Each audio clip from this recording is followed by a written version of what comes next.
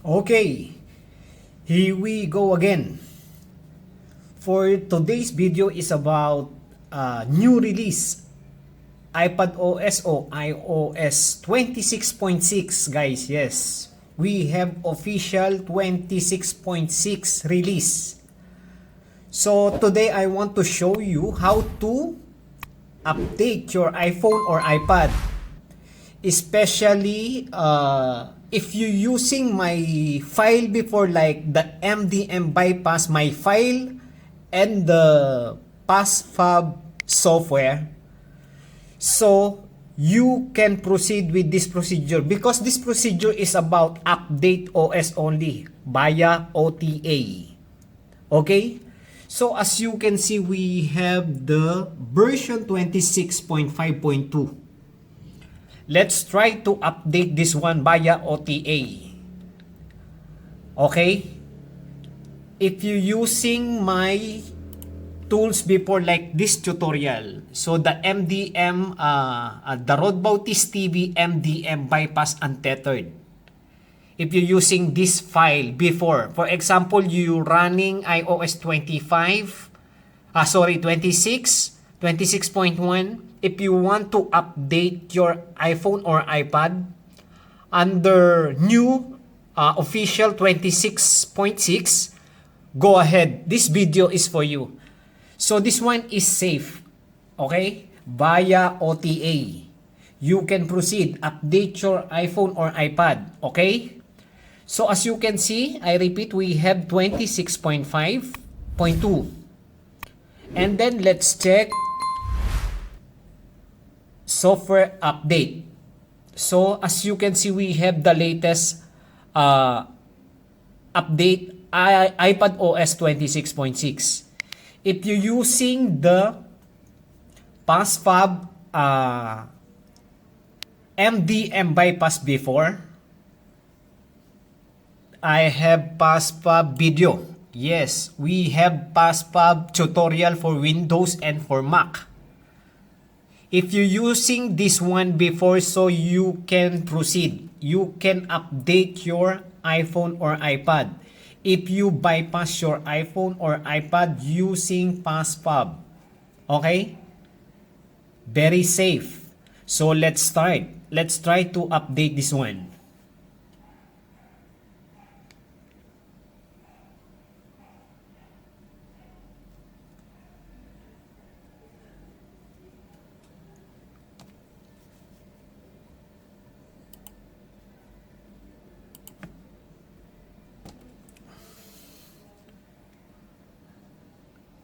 This PassFab I'm talking about, if you're using this one before, for example, you bypass your iPhone or iPad under 26.0, 26.1, something like that.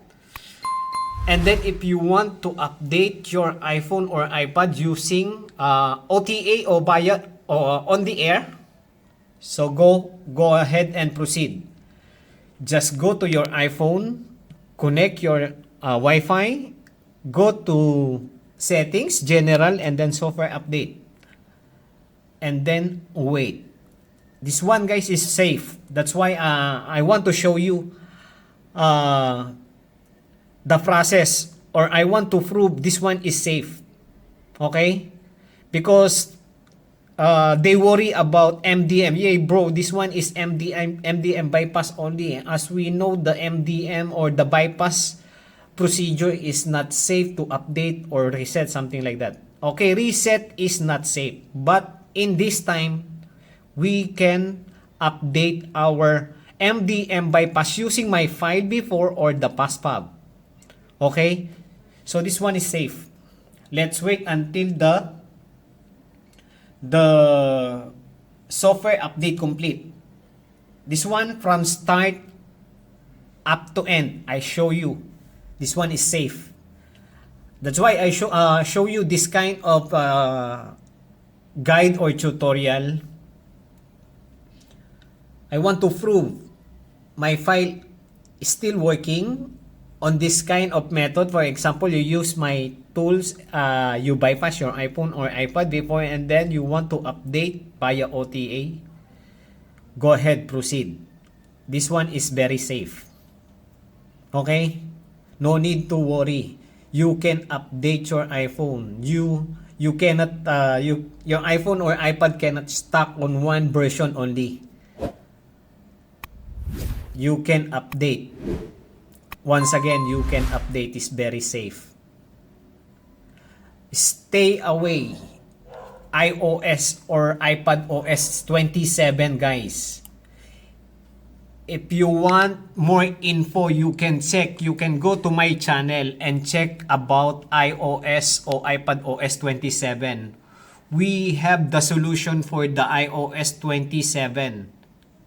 I think the iOS 27 is under beta. I think under beta 3 or 4. Yes, confirm. We have the iOS 27.0 beta 4. So stay away in this version. Because we have the solution but untethered. So untethered meaning we cannot on and off the iPad. You need to redo again and again the process. You need to bypass again. In this procedure, after update, no need to bypass again because automatically the bypass file is still there. Okay? No need to redo the process. That's why I show you this kind of tutorial about update software. Let's wait until the update complete. Okay? From the start up to end. If you're looking for an easy way to remove mobile device management, or MDM, from a supported iPhone or iPad that you're authorized to manage, I highly recommend checking out PassFab iPhone Unlock. I've been using the MDM bypass feature for my own workflow because it's simple, fast, and beginner-friendly. The process only takes a few clicks.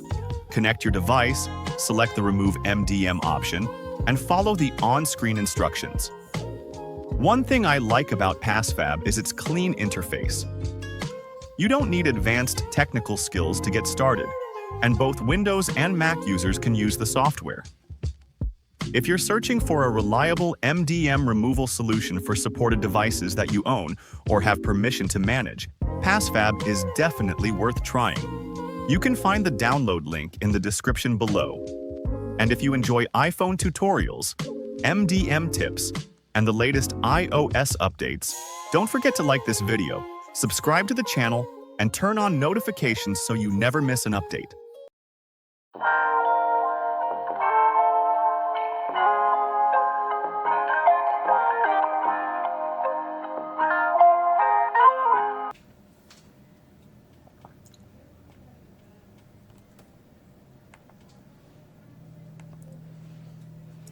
Okay, as you can see, software update. Now let's try.